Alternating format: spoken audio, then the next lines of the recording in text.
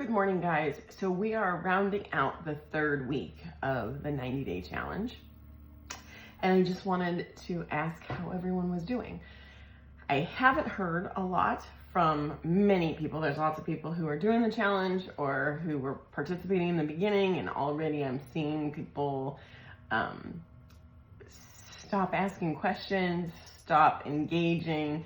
So I know that there's not a daily video, but ask questions in the group, ask questions of your mentor, make sure that you are keeping track. Make sure that you're checking in. It doesn't have to be a conversation, an email every 2 weeks to your mentor just to say, hey, I'm still here. This is what's going on. This is what I've struggled with this week, so that we can help you get through those things. The Friday videos are supposed to be a Q&A, and I was going to do them live, except that we have a lot of people who actually aren't on Facebook who are using the YouTube channel to keep up. So I have to do a recorded video. So because of that, any questions I'm getting through the week, I am using to do the weekly videos. So if you have questions, please make sure you're sending them to me throughout the week so that I have content to do on Fridays so I can answer questions that actually are relevant to you. I'm not just doing this for myself. So this week, what I noticed a lot of in emails I got, in emails from people on the team who are working with other people, in conversation, and even for myself personally, there have been a lot of questions about why do I feel worse before I feel better?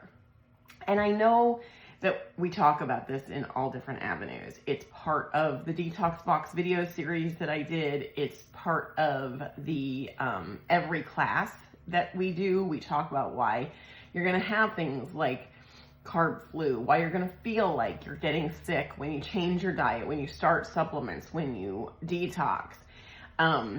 It's normal to feel like you're catching a cold in many cases. So I'm going to explain why. It's a couple reasons. First of all, if your gut is compromised, then your immune system is compromised, right? So anytime we're doing anything to heal the gut, it affects the immune system. There is no such thing as germ theory. There's two theories, germ theory and terrain theory, but terrain theory is the prevailing theory, and that is that we're exposed to germs, bacteria, parasites, and viruses every single day. We are supposed to be. Those things aren't going away. They're not new. They've been here as long as we have. But why do they affect us the way that they do? They affect us the way that they do. We get sick, not because we're exposed to germs, not because we're around sick people, but because the terrain inside our body is not equipped to handle it. So if your immune system is functioning the way God intended, your biology is working the way it is designed to work without you breaking it, without you getting in the way, then your immune system is strong. And every single day, without you knowing, it's dealing with this stuff. It's dealing with bacteria, it's dealing with viruses, it's dealing with parasites every single day, and it doesn't need you to intervene. But what happens is the things that we eat, the way that we stress ourselves out, the fact that we don't sleep properly, weakens our immune system. And now we notice that our body is doing what it's supposed to be doing. It's fighting these things for us. It doesn't need your help. You need to step back. You need to let your body do what it's doing. But what you do have to do is support your body in that effort. That's the foundation of every single thing we do and every single thing we talk about. No matter who you are or where you're getting started, everything is central to the gut. When the gut microbiome is healthy and the gut lining, the intestinal lining, is not leaky, everything else works from the gut out. Every organ system, every tissue, every cellular process starts there. Your brain can't function without the gut. Your heart can't function without the gut. Your digestive tract doesn't function without the gut. You don't make hormones without the gut. There's nothing in your body that doesn't require that your gut be healthy first. So why, when we make changes like this, do we often get sick? one, if you're starting at a standard American diet and then you're going low carb, or you're going paleo, or you're going carnivore, you're creating a change inside your body, and your body is going to act like a child because it's gotten lazy. It's used to getting processed foods and sugars and things on demand and not having to work, not having to convert fat to fuel, not having to go through gluconeogenesis, not having to digest amino acids properly. And so it's mad at you because it's a petulant little child, and it's going to always look, and I have a video on it, your body will always look for the easiest, most efficient way to get something done. That doesn't always mean it's the best way.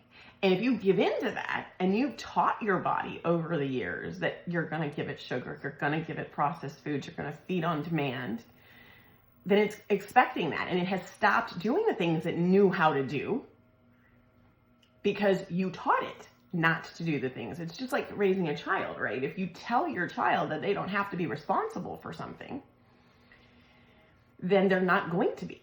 And then when you expect them to suddenly be responsible, they're going to throw a fit. Well, your body's doing the same thing. This is because that's what you taught it to do. So now you have to reteach. You have to allow the body to do what it's designed to do without you getting in the way and hovering and being a helicopter parent to your body. Same philosophy. So if the body's focused on one thing, it's healing one thing, it's going to divert attention away from other places. Viruses live inside our body all the time. They're supposed to be there. They're not inherently bad.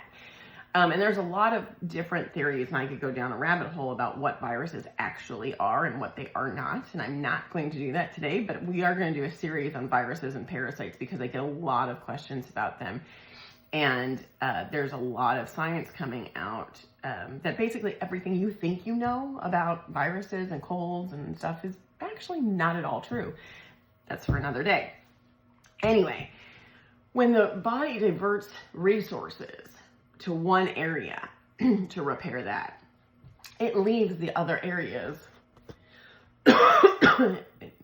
lacking. And so it's very possible that while your body's over here trying to reduce inflammation where it's needed to go first, because your body will prioritize what's most important, and it's going to not pay attention to this virus over here. That virus is waiting for its opportunity. They're opportunistic. It's waiting for a moment when your body's not paying attention for it to rear its ugly head.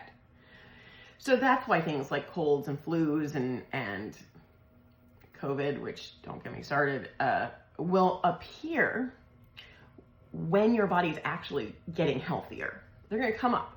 But what's going to happen is your body is going to realize it's happening and then divert attention back. The idea, remember, is never to not get sick. The goal is not to be healthy 24/7. The goal is to teach your body how to handle the things that it comes in contact with so that it can keep you healthy. Even if you're sick for a few hours or a few days, right? You want your body to do the work to make it better instead of you taking something that artificially replaces your biological function. So, God, this video is longer than I wanted it to be. Anyway, it's normal to feel flu-like. It's normal to get sick. It's normal to feel crappy. It's normal to feel lethargic. It's normal. Anything's normal because it's you. And people will say, how come last time I did a detox, I didn't feel this way, but this time I do? Because the terrain inside your body is different. Whatever's happening in your life is different at this moment than it was 3 months ago. So every time you do something, it's not going to be exactly the same. Anyway, I'm not going to get to my story about myself, but because I don't want this to go over 10 minutes.